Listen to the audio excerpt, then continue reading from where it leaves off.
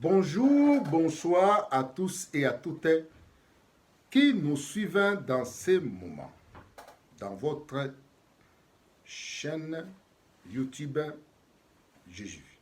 Ainsi, je dis aussi, bom dia, boa tarde a todos e a todas que nos seguem neste momento. Mbot na bino surtout obo na biso na tango oyo. Yango ndengonga na bino ya yango ndengonga na biso ya évangile Jésus. Ya Yesu. Voilà. Oyo bozokolanda toujours na kati ya molimo na Nzambe. Merci vraiment à tous et à toutes. Ainsi, aujourd'hui, je dis aussi bonjour Maman Véro. Bonjour Papa Ngandi. Et bonjour na bandeko nyonso to bazo kotala biso na ndenge bomesa na kotala famille na bino, famille ya Yesu, bino pe boza famille na biso, famille ya Yesu. Tikete vraiment Nzambe na biso apambola moko na moko bisika nyonso to bozwami. Bisika nyonso tu ngonga nyonso tu émission na bino kokomela bino bandako. Tikete loboko na Nzambe ezala na likolo na moko au nom de Jésus-Christ. Amen. Amen. Ainsi je dis hoje. Lelo nde lelo. Amen. Voilà. Donc pour la lumière il y a biso oyo il y a kati ya molimo na Nzambe. Merci à tous. Ainsi je dis l'objet du Seigneur d'aujourd'hui est le porc de Jésus, c'est-à-dire les cochons de Jésus. Il y a un la Bible. Lelo toza na tango na biso totala oyo ilakisami na biso oyo tozi ya munda ke bangulu ya Yesu. Voilà. Yango tozokoloba lelo po oyo tokoloba yango nde tokoloba. Merci à tous. Concernant les porcs de Jésus, concerné na ndenge na kotala bangulu ya Yesu. Yango na lobi boye. C'est une affaire démoniaque. Voilà. Yango tozokoloba. C'est-à-dire extraterrestre. Voilà. Des cochons de ouf. Oyo Yesu. Des cochons de ouf. Ce que Jésus n'a plus reconnu. Après. Avant, oui. Mais après, il ne les a plus reconnus. Car tout a été créé par Jésus. Rien n'a été créé par Jésus. Nous avons tous les commentaires à vous, alors des précisions concernant d'autres passages. Vous le connaissez ou ultérieurement. Na lobi bona na lingala. Bangulu ya Yesu. Ba bangulu moko démoniaque. Extraterrestre. Donc on a un garçon de ouf. Bangulu moko de ouf. Sans ses athées. Voilà. Le col a né bakay bon liboso et après. Il y a toujours le boy. Parce que biloko nyo surtout et ça m'a mokili et ça m'a qui parti ya Yesu. Voilà. Donc ça Yesu biloko wala pe ngeza na ngote. Il y a toujours le boy. Le passage musu ezali oyo ezo préciser oyo bino boyebi. Il y a autre lui Romains 1, 20. S'il vous plaît. Amen. On va lire dans le livre de Romains 1, 20. En effet, depuis la création du monde, ces perfections invisibles, éternelle puissance et divinité, sont visibles dans ses œuvres pour l'intelligence. Ils sont donc inesquisables. Amen. Voilà. Ah, depuis la création divine, qui veut dire avant création oyo visible divine nango ezalaki, qui veut dire oyo eza la 4. Avant la création visible, il y avait déjà la création divine. C'est ce qui est divine qui est devenu visible. C'est ça qu'on parle ici. Donc, il est devenu visible pour ceux qui sont intelligents et qui cherchent Dieu. Et qui cherchent la nature. De connaître ceux qui sont en train de voir. C'est ça qu'on parle ici. Voilà. Ainsi nous disons cochon, bœuf, cabrité, en portugais, cabrité. Tous ces bêtes sont venus de la création de Dieu. Et toute la création de Dieu est par Jésus. C'est ça qu'on dit ça. Lingala. Biloko nyonso tu, bangulu, bantaba, bameme, nyonso tu. Et salamaki par Jésus. Voilà. Donc, eloko moko te ezali na mokili sans Yesu. Yango tozokoloba boye. Voilà. Et place oyo bazoluka nzambe akorevele bango na biloko nyonso tu oyo asala. Akorevele divinité na ye oyo eza invisible na biloko oyo ye asala. Yango tozokoloba. Matthieu 8, 28 et tiré 34.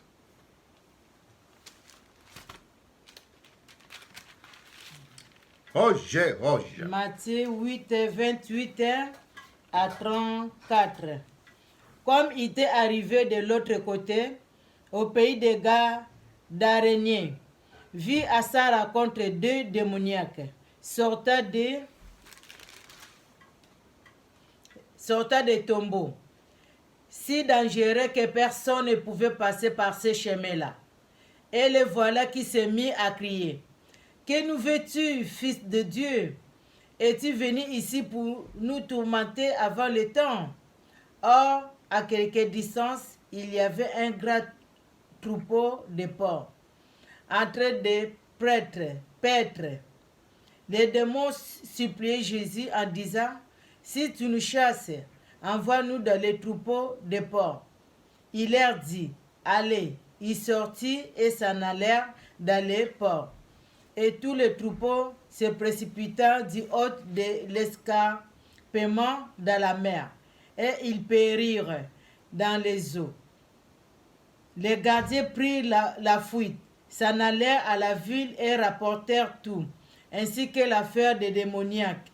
Alors toute la ville sortit à la rencontre de Jésus. Dès qu'il le vit, il les suppliait de quitter leur territoire. Amen. Amen. Oja, maman. Voilà. Voilà. Bangulu, il y a Yesu. Amen.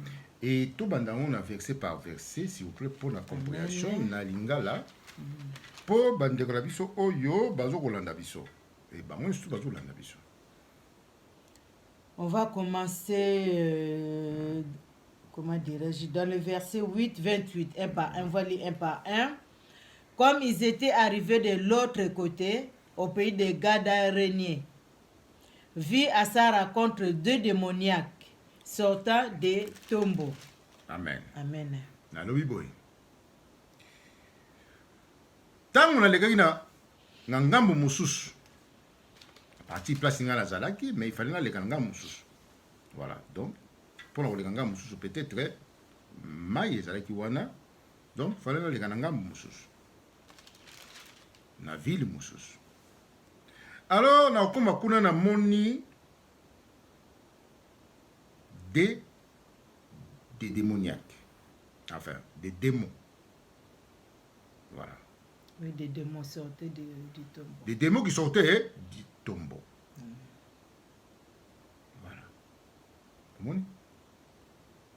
Donc, c'est-à-dire, namoni batu oyo bakende kosala ba cérémonie na kati ya tombo na cimetière. Yango tobongi bango ba démon. Ezaki mutu te. Voilà. Des démons sortant des cimetières. Na lolenge kaka oyo bango basalelaka. Tina kilelo. Voilà. Sécurité, il y a Manuel. On continue. Et, continue s'il vous plaît. Ouais, toujours, on est toujours sur le même 28. Si dangereux que personne ne pouvait passer par ces chemins-là. Amen. Donc c'était très dangereux. Bah, très dangereux, bateau, yo, bah, ou takanaka, c'est pas cimetière. Et personne ne pouvait passer sur ce chemin. Donc, moutouma, ou les kalanzela na bangote. Pour soi, ou tu l'as très dangereux na kati. Parce que comme personne. Parce que bango, bah, tema basala kuna, ou bah, bakuta na bango, donc, il va comme très dangereux. Amen. Voilà. Donc, ou alongo na kati vie à quelle place oyo. Et ça, il mettait de temps à zongaka. Il y a un autre jour au loba. Voilà. Donc, à zongaka, il mettait. Amen. Il y a un autre jour au loba. Il y a un autre bien à commis. Extraterrestre. Bah, démon extraterrestre. Toujours l'évangile n'a pas besoin de salir qui n'est au jour au monde à moutou, mais au jour au monde à moutou. Donc, a commis déjà. Bon. Comme possédé. Amen. Continue. 29. Et le voilà qui s'est mis à crier. Que nous veux-tu, fils de Dieu? Es-tu venu ici pour nous tourmenter avant le temps? Voilà. 28. Et 29 plutôt. Milimo o bango bazui. O bazui na mboka bakoko. Na mabele bakoko. O ya bango. Donc, et reconnaître mutu oyo bakute na ye. Yango ba ebisi Yesu. Milimo bani koloba na kati ya démon.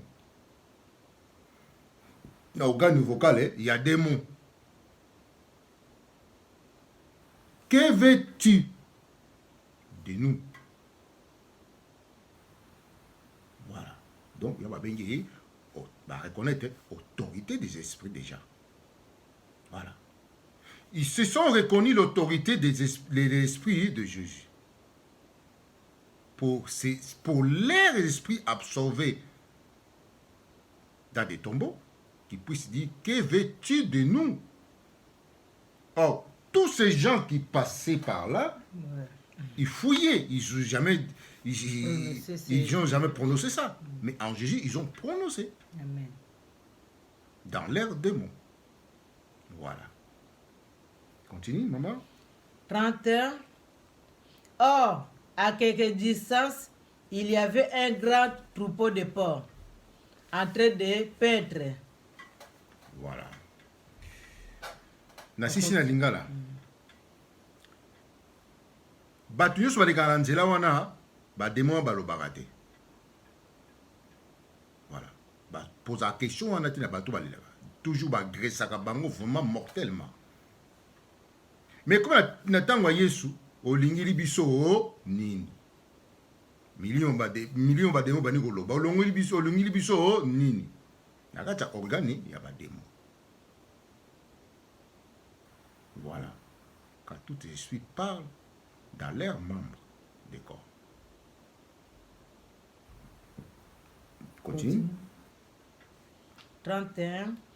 Les démons suppliaient Jésus, disant, si tu nous chasses, envoie-nous dans les troupeaux des porcs. Voilà. Jésus, regardant à côté, il cherchait. Lorsqu'il a entendu que les démons parlaient, que veux-tu de nous? Tu es venu ici pour nous perdre, c'est-à-dire pour la perdition. C'est-à-dire, c'est pour disparaître dans le monde. Alors, il y a un bon. Tellement, milimba monique no to komi na danger na muto. Oh, donc muto, milimba de reconnaître autorité na ye na makamu na ye. Sans kutu ye moko ye so loba. Moni makamu. So milimba e mona ndenge nini. Donc e mona kana nzoto ya mutu wala, e mona kana mambo akor na ye. Ayebaka mutu oyo miso mamba de corps nezo komona. Monique on est en danger.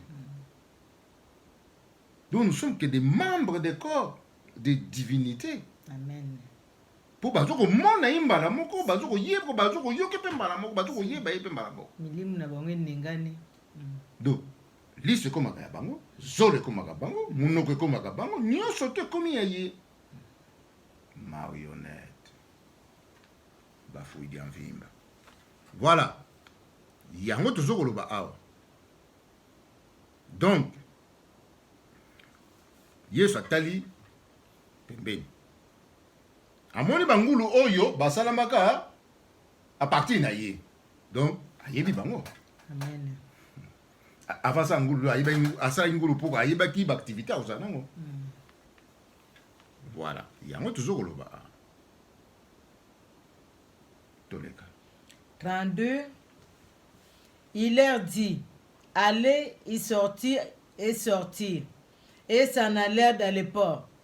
Et tout le troupeau se précipita du haut de l'escarpement dans la mer, et il périt dans les eaux. Oh. Donc, Yesu, non, oui, bangulu. Activité na ye. Donc, à la givement, n'est pas bien contenant africain, donc à la Guinée pays africain. Pour ngulu na Afrique, donc, toye bakaye, le kolanga pe na yebi ngulu. Na ba activité na ye. Na place à Fandaka. Na place à Julien Milimu na ngulu. Donc, ayebaki mabele yaba. Il y a soleil. Na ba nyama na ndenge bazaka ba chopokela. Amen. Nakoye Yesu nakoye bangulu. Lokola ngane na ye bangulu ke ngulu afin azwaka plaisir na mai ya salité. Et puis place payer azwaka ba chombokela na ye basalamaka.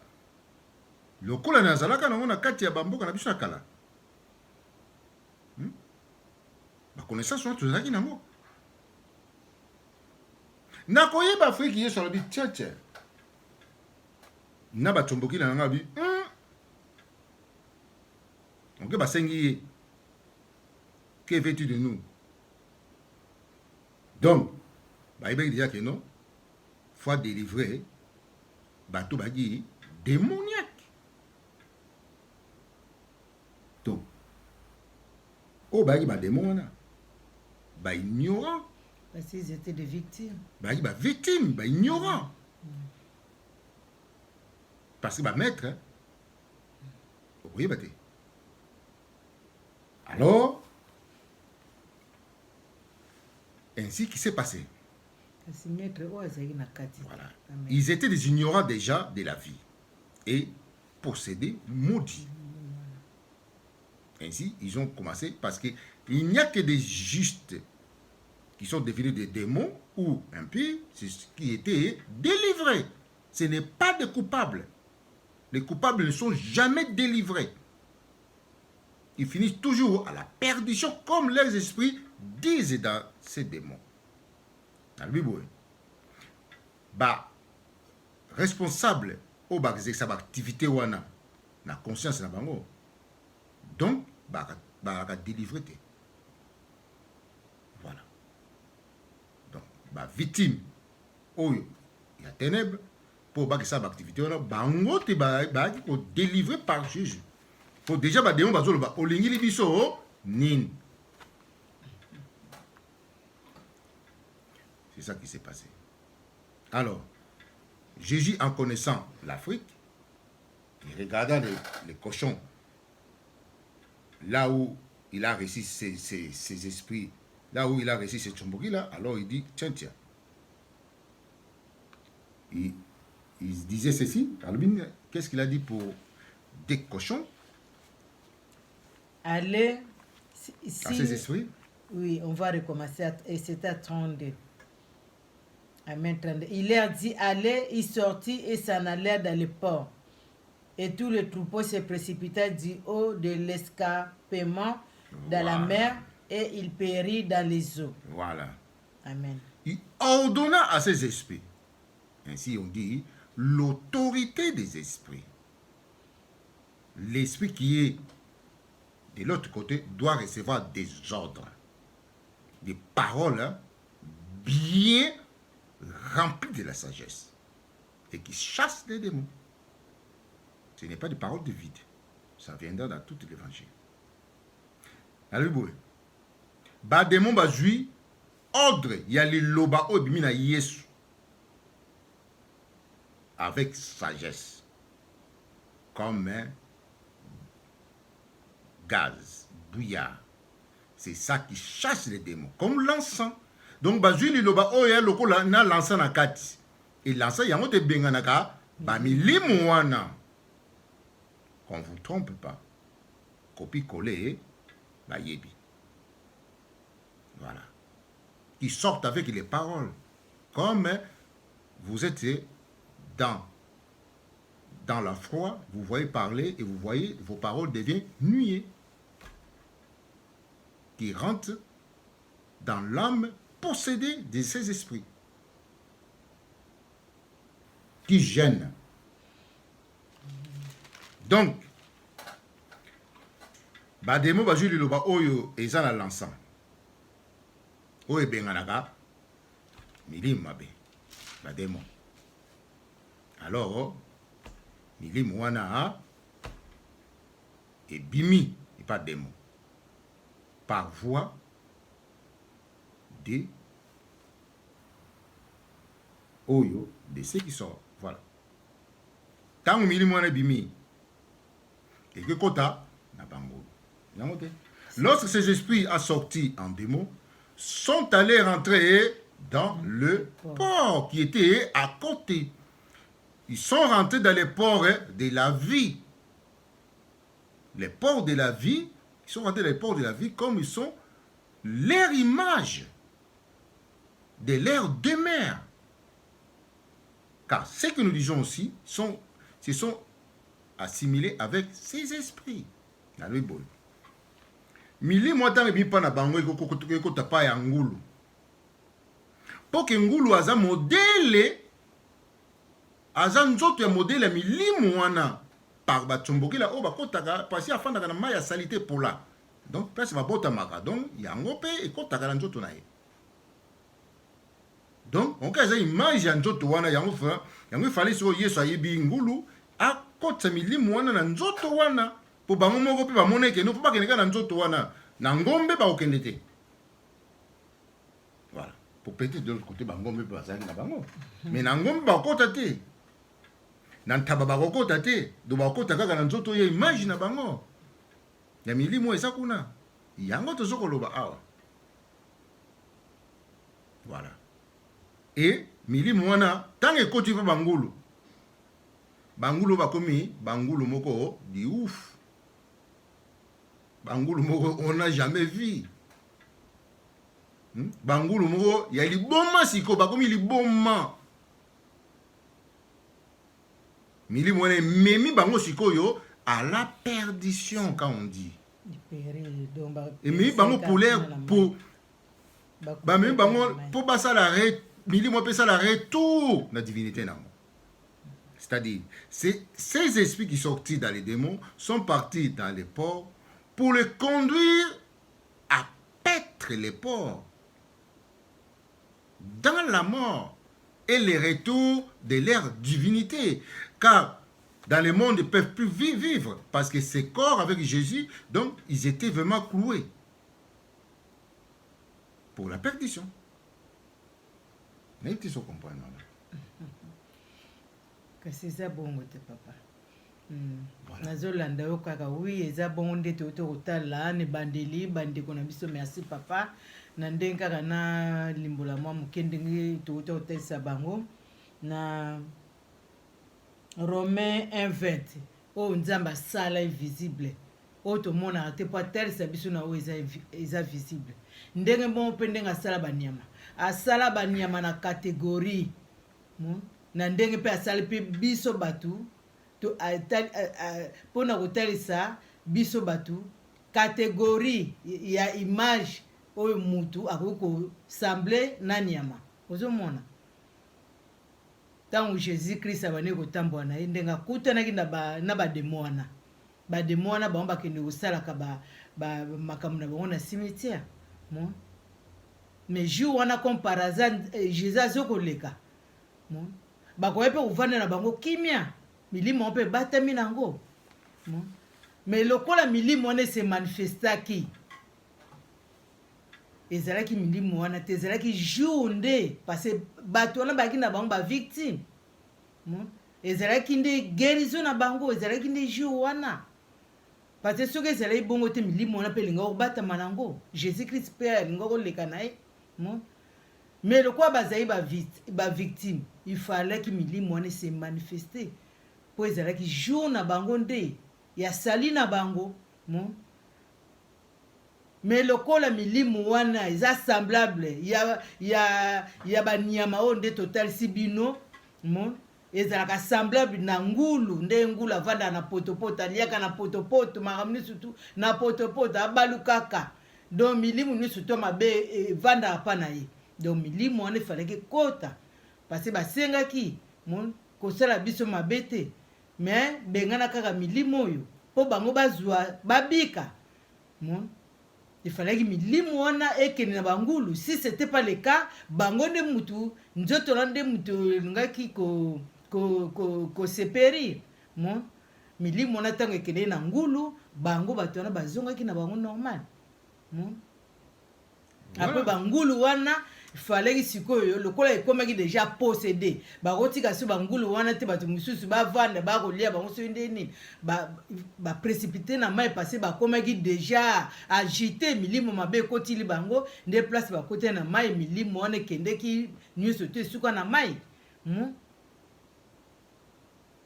amen papa nayebi te soki na continue be tokende amen c'est-à-dire tant bakoti na mai se sont noyés boso moto anoye akufi kasi akufi milimo wana ezongi place evutaki na non mais so akufi sikoyo soki akufi sikoyo motu akufi na mai akotikala mai ekobimisa ye te ekebwaka quelque part yango te voilà c'est ça qui se passe to bakufi to bazongi na kati ya divinité bon yango tokomona voilà mais je préfère en tout cas maman je préfère vraiment avoir des tchombokila dessous le soleil comme des porcs que des tchombokila de ces genres parce que ces des porcs ils sont en vie ils n'ont jamais allé se noyer mais celles qui extraterrestres ils ont conduit à la mort et voilà Luc 8 27 s'il vous plaît. Luc 8, 27 à 29. Comme il descendait à terre, vint à sa rencontre un homme de la ville qui avait des démons. Depuis longtemps, il ne portait plus de vêtements et ne demeurait pas dans une maison, mais dans leur tombeau. À la vue de Jésus, il se jeta à ses pieds en poussant des cris. En poussant des cris et dit d'une voix forte, que me veux-tu, Jésus, fils de Dieu très haut? Je t'en prie, ne me tourmente pas.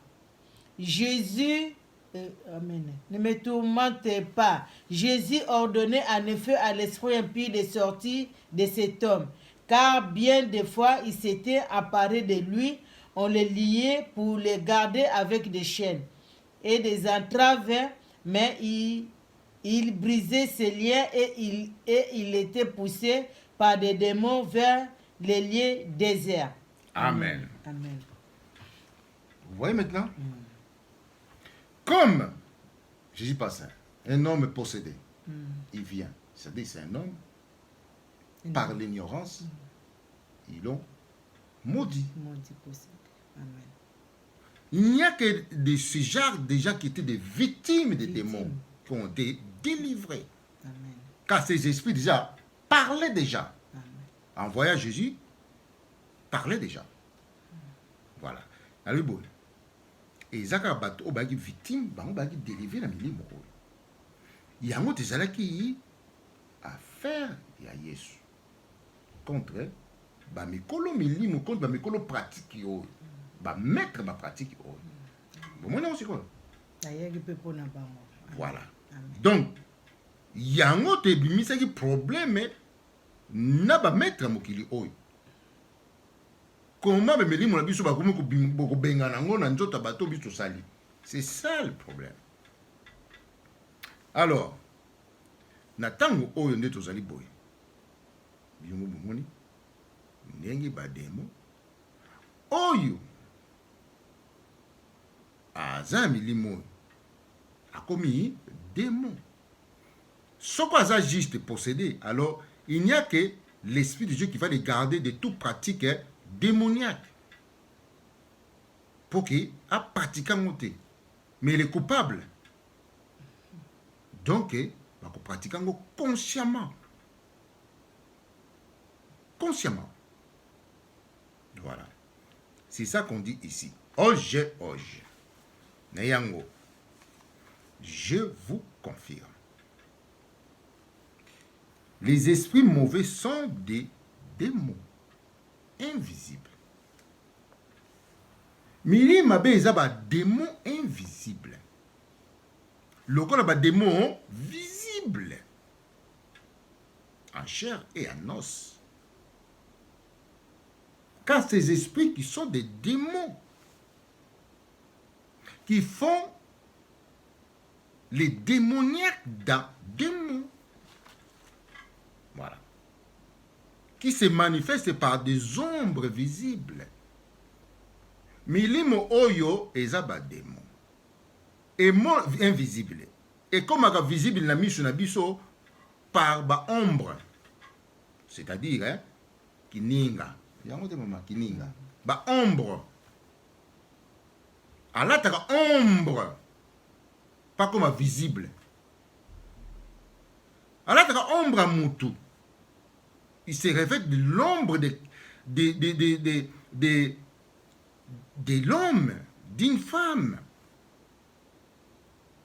d'une bête odieuse, d'une forme extraterrestre. Voilà. C'est-à-dire, comme dans un songe, rêve, vision. C'est ça qu'on dit ça. Dans les visions, vous voyez des ombres que vous voyez, comme le rôle Moutou. Dans la réalité, vous allez voir des ombres comme des êtres. Mais ce n'est que l'ombre, ce n'est que qui ninga, qui fait la forme de quelque chose en vérité. Que au simba était, au simbi et au simbi n'a été. Mais yango, ils ne sont pas palpables. Mais dans le jeu, ils sont là. Eh, ne moni Moutou. Simba ye qui ninga na ye, au simba ye. C'est ça.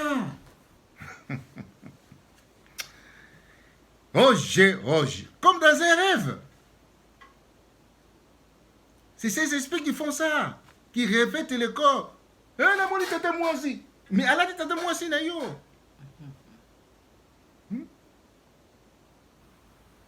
Tongo pour l'amour qui bolo que no. Ndoki.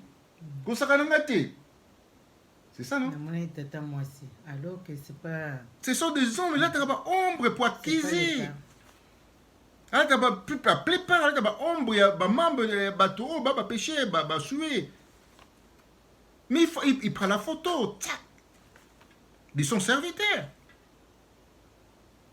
Il se revêt comme son serviteur. Il y a un lobby boy. Dangereux, je m'en note. Il y a un femme de nuit, l'homme de nuit. Eh bien voilà. Parce qu'il revêt l'ombre de son serviteur.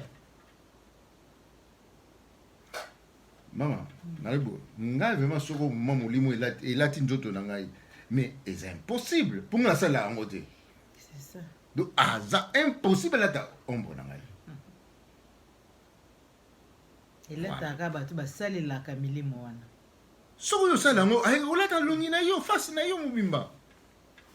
Na moni muta kufa. Eh ben ye wana simba ye. Nalbi hein. Oh ba mona bata kufa ba simba bango. Sécurité Jésus vit ya malway.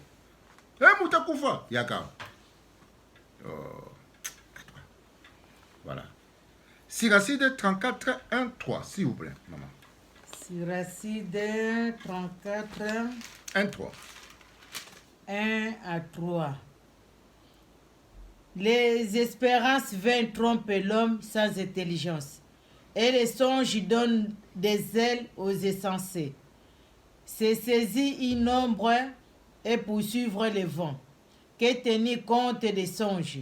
Un simple reflet, c'est qu'on voit en songe, en face d'un visage, la reproduction de ces visages. Amen. Un simple reflet que tu vois en face de quelque chose de véritable. Comme dans un miroir. Au moins qu'il n'y a un miroir. Il y a aussi un mais ça va il n'y a pas yo. Et là, tu vois qu'il n'y a pas vraiment dans un miroir. Et il est. Vraiment, je ne peux pas approfondir tout, mais c'est grave. Le temps nous presse. Et Zali loko la barève. Nakacha barève. Mili mote salaka. Nakacha bandoto. Mili mote salaka. Et ça n'a pas na yo moko ibandi ko stungisa yo.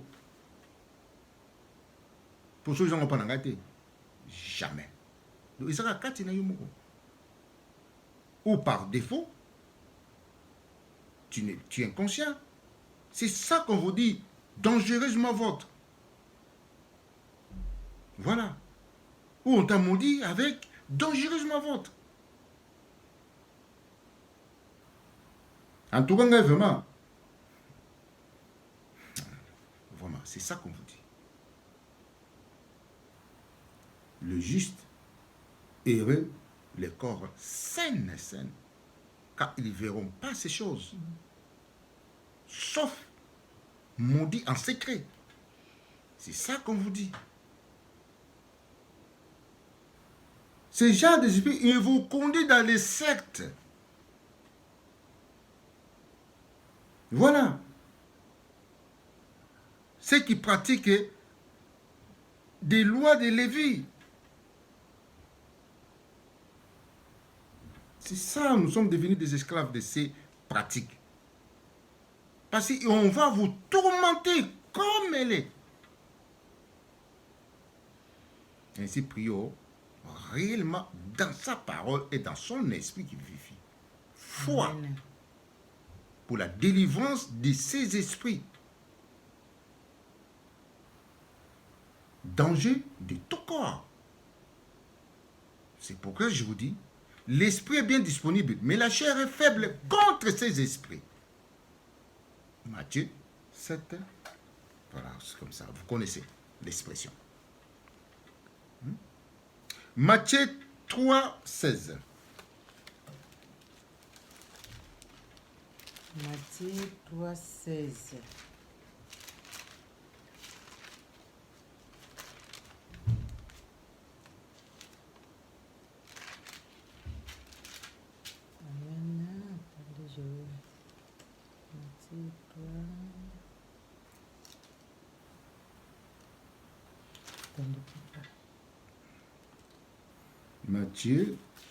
Matthieu 8, 16, s'il vous plaît. C'est ça.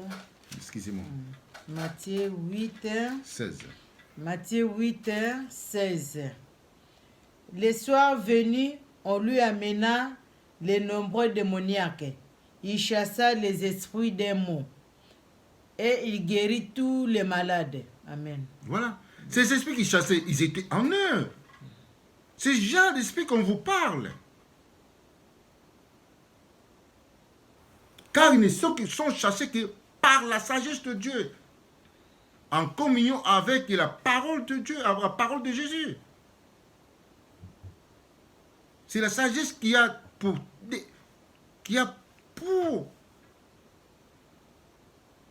combat ces genres d'esprits qui sont dans la chair. Ce sont des esprits qui y habitent la chair. Nous sommes en danger. Bon, ok. Et Zali Milimo Fandaka Nanzot. Donc il n'y a que la sagesse qui les délivre. Qui met kimia jusqu'à délivrance totale. Voilà.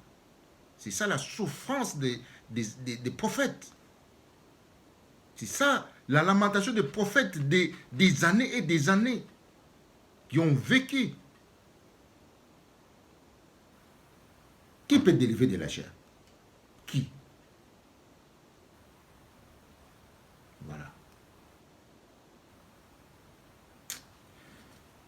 Roger. On conclut par fin de discours. Si vous avez quelque chose à dire. Nabakisa kaka mwa muke bon ndenge papa ototalisa oui. Bandeko na biso to aller apona ngo nde papa uti koloba ba songe. Faut faire beaucoup attention na ba songe. Parce que ndenge to uti kotanga awa nde balobi na biso ba songe mingi pe la biso na likambo yo moni. Omona ki yango o vivre yango na moi olali nango lemsusu sone na mutu lemsu likambo mon après na butu songe wana ezongeli yo. Faut faire vraiment beaucoup d'attention à basonge bandeko na biso. Parce que basonge eza lokola nde papa oto otalisa biso awa eza milimo moko boye peut-être eza kati na yo ou bazo linga nani ou eza kati na yo bazo tindilo yango ou bazo tindila yango po yo zwaka basonge wana mabe mon tozoyoka bandeko mingi oyo naloti boye oyo nasali boye yango soko moni basonge wana ntango olamuki bungisango na makanisi na yo moko bungisango mpe na makanisi no ndenge nini si tu prie pas.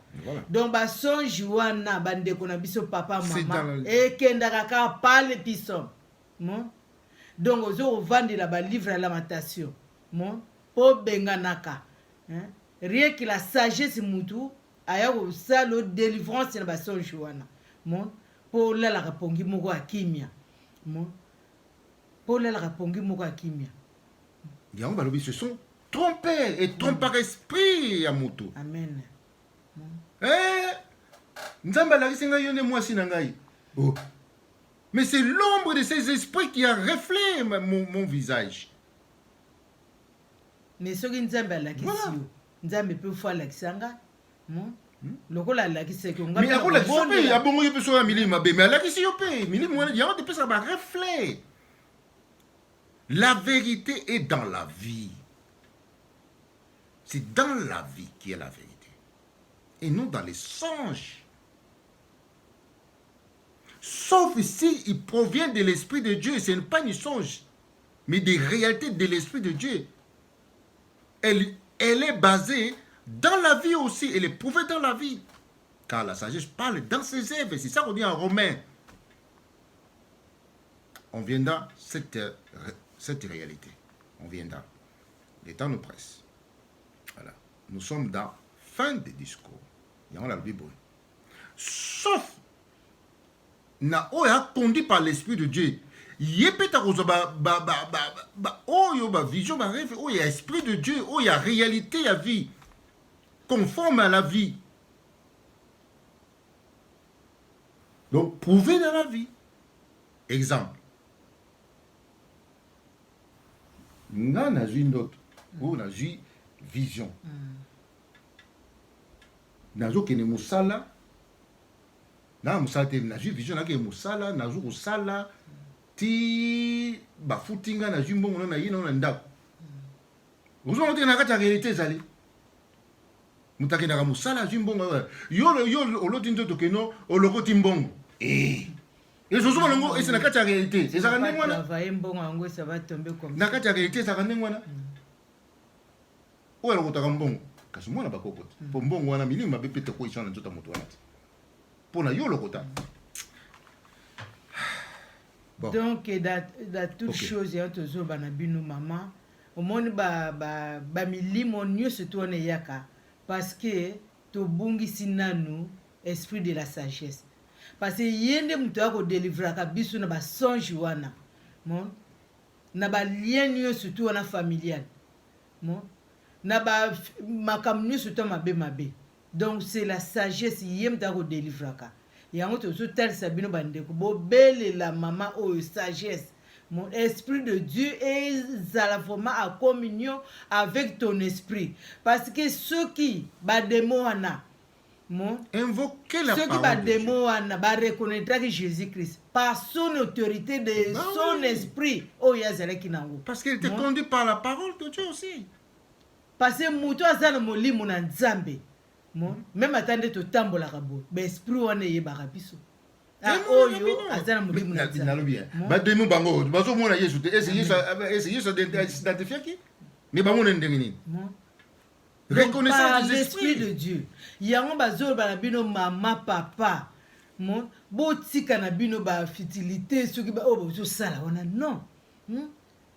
Mama papa toyebi kotanga ope bayebi kotanga te nde tolobaka nzambe aza na connaissance ayebi posa na yo belela elelela ye na motema na yo mobimba nzambe wana komanifeste kati na yo ye moto akokata akaka balie wana tu seras délivré par son esprit yango bazoloba kaka esprit de Dieu yango te bikisaka bakoki kopose maboko bakoki kosala nyonso mais si toi-même tu ne pries pas oza dedans te. Je ne pense pas, moi, oui, moi, je ne pense pas que soulager au cas mais ça va encore revenir.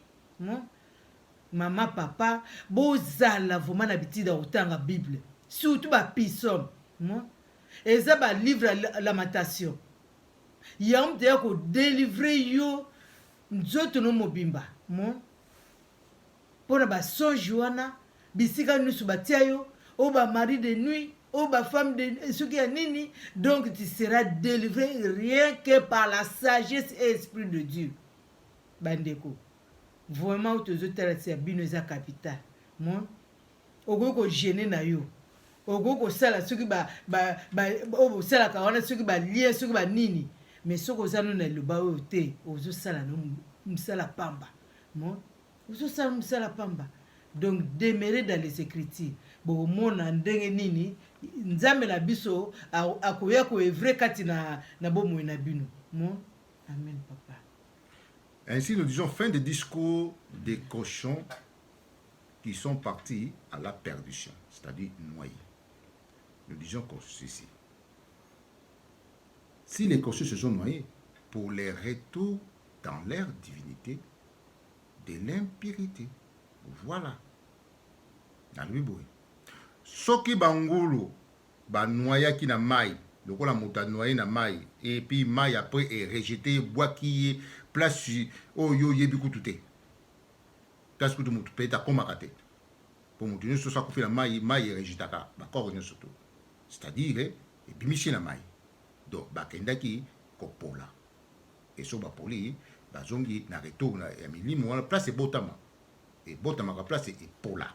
Donc, il y a une divinité de ces esprits. Ainsi, je dis, Siracide 34, 4. S'il vous plaît. De l'impur, hein? C'est ça? Oui.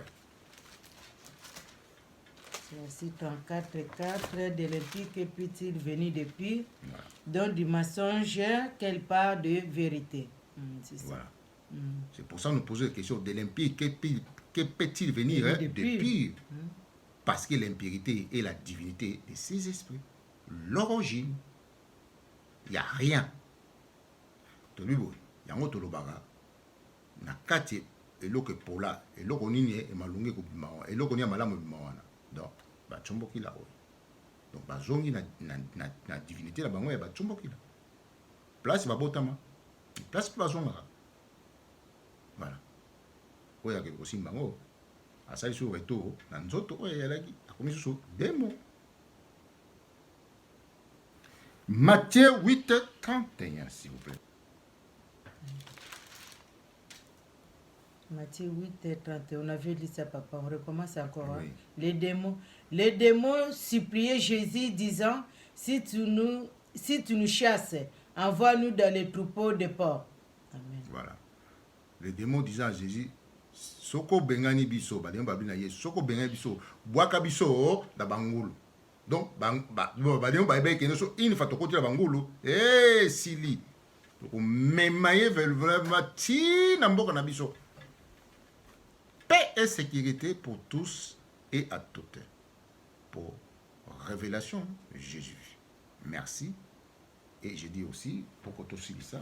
Amen papa.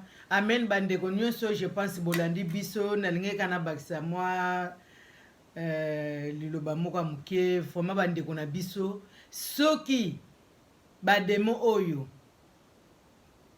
bareconnaîtraki autorité ya Jésus Christ babikaki papa mama yo moto ozotala ngai yo moto oza victime na bamalere nyonso to oyo moto na moto ayebi nzambe wana akotika yo soki obeleli ye parce bademo oyo bakoki mpe komanifeste na bango te tomoni mpe kote mosusu mpe balui mutu aliboma ntango amoni jésus akoyi na makolo jésus mutu aliboma akoki kosiplie jésus akoyi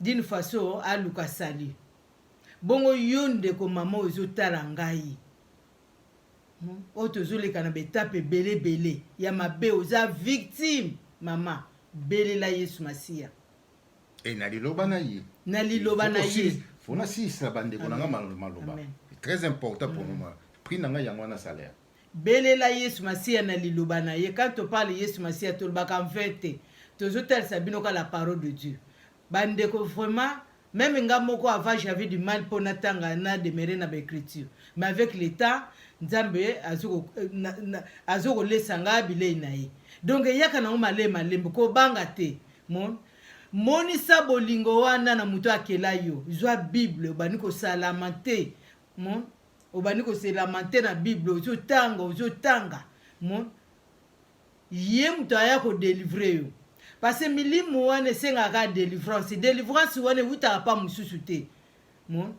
koluka délivrance maboko te bapakoli mafuta te basala boye non délivrance wana ewutaka kaka na liloba na ye parce que soki bademo babikaki na liloba parce que jésus moko aza liloba babikaki na position de maître babikaki jésus christ ye moko aza liloba sikoyo azonga na gloire ya tata na ye atikila biso liloba oyo donc na liloba oyo soki ondimeli otie foi na yo na liloba oyo ozokolia liloba oyo okomona jésus christ aya kose manifeste surtout nde totalisaka bino livre ya bapisomo oyo eza très efficace eza vraiment très efficace ndeko na ngai yo moto omona basonge soki andenge nini oza na baproblème belela kaka demera kaka na liloba oyo okomona nzambe wana kosala kati na bino okomona sagesse aya komanifeste kati na bino po yo moto aza na contrôle ya nzoto ntango ozokobelela aza na connaissance akoyoka yo aza na kati na yo bandeko tolingi bino mingi vraiment tika ete nzambe apambola bino bisika nyonso tu bozwami vraiment loboko na nzambe ezala likolo na moko ayebi situation ya moko na moko ayebi kolela moko na moko kaka loboko na ye ekokisama na posa moko na moko na baproblème ya moko na moko au nom de Jésus Christ tomona esumba la nsima amen et babengi yango auto délivrance yango sikoyo pratique ya kilelo voilà dans l'esprit de Dieu et sa parole merci et au revoir.